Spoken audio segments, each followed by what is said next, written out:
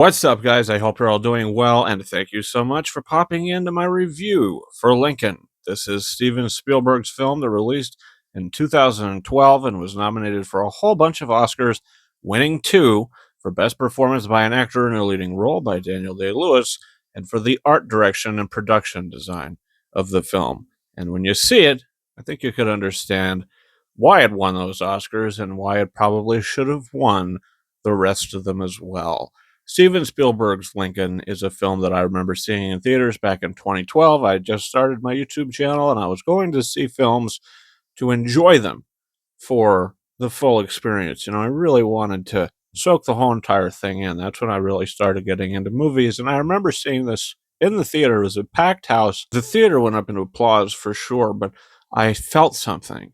And I felt a deep sort of joy or feeling or just kind of emotion in this movie. It's at the end of the Civil War, and Lincoln just started his second term, and he thinks that abolishing slavery might end the war a little faster. And Daniel Day-Lewis in this movie won the Oscar for a very good reason. Well, guess what? He became Abraham Lincoln.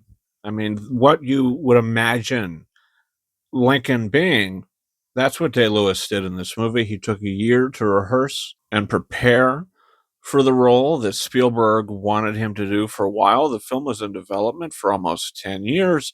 And finally, Steven Spielberg was able to direct a movie about Abraham Lincoln. And he did it with such a masterful hand.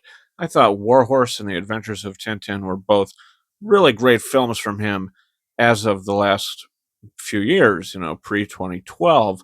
But with this film, he proves that he is the greatest filmmaker. He's the greatest director. He's my favorite director. And with this movie, Lincoln, which has a tremendous screenplay by Tony Kushner, he also wrote Steven Spielberg films such as Munich, West Side Story, and The Fabelmans. He's probably the best writer that Spielberg ever collaborated with. And what he did in this movie was just give you such a beautiful portrait, really, of what it was like and the Democrats and the Republicans and how they had to sort of work together to pass this vote. And the movie sort of gets you into speed with the progression of things very easily. And I think that that's also, a tremendous achievement from the screenplay. And you got Thaddeus Stevens, played by Tommy Lee Jones in the film. He got an Oscar nomination for it as well. He's so good in this movie, and he steals every scene he's in. Sally Field also does the same thing when she's on the screen, playing Mary Todd Lincoln, the wife of Abraham Lincoln. She is so good. This is my favorite Sally Field performance. I think she's great in this movie. The scene when she has to really break down and scream at him a little bit, and she says, "You do it this time, lock me away." And that whole speech. And he says, "I should have clapped you in the madhouse."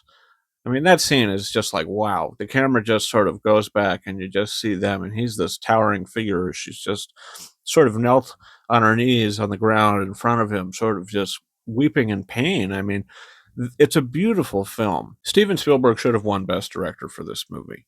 I just think what he was able to achieve and the pure emotion and just beauty that shines from this movie, I mean, it doesn't hold back when it has to get serious. I mean, I love the sequence when he has to go through no man's land and what he's dealing with emotionally in that scene and how, decisions that he's made led to this.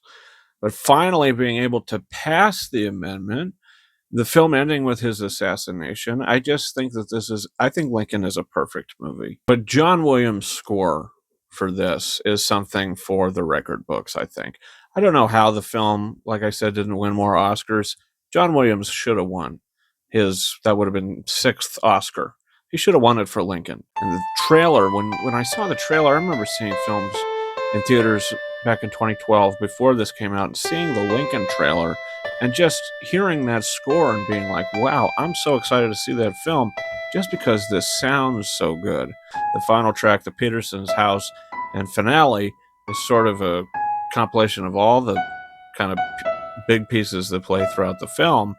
And I could just have that on a loop because The music is just stunning in this movie. Every performance, every craft brought just a level of excellence to this movie, and I have enjoyed it since it came out. Seeing it again to prepare for this review, I still found myself with the chills in the third act of the film. So, guys, Lincoln is a 5 out of 5 star movie for me. It is one of my favorite films of all time. And with all that being said, we are now moving past Lincoln. What's next? Well, it's going to be Bridge of Spies. It's a film that I do have a review up for on the channel. Believe it or not, the video is 10 years old. It's over 10 years now. I think it was October 2015, something like that. That video is up in this playlist, the Steven Spielberg movie review playlist. And honestly, I don't think I need to do another review for that one. I feel pretty confident with what I said about it in there. So the next review, I am going to be touching the BFG once again, and I'm going to be doing it for its 10th anniversary, and that'll be the next review in this Steven Spielberg film review playlist, all leading to his next film, Disclosure Day, which is opening in just a few months, and I'm very excited. Maybe we'll get another teaser at the Super Bowl. You guys, don't forget to follow me on Twitter and/or X at RyanKing72 and Instagram at KingArises131. That's it for me. Thank you so much for watching my review for Steven Spielberg's Lincoln. And until next time, over and out.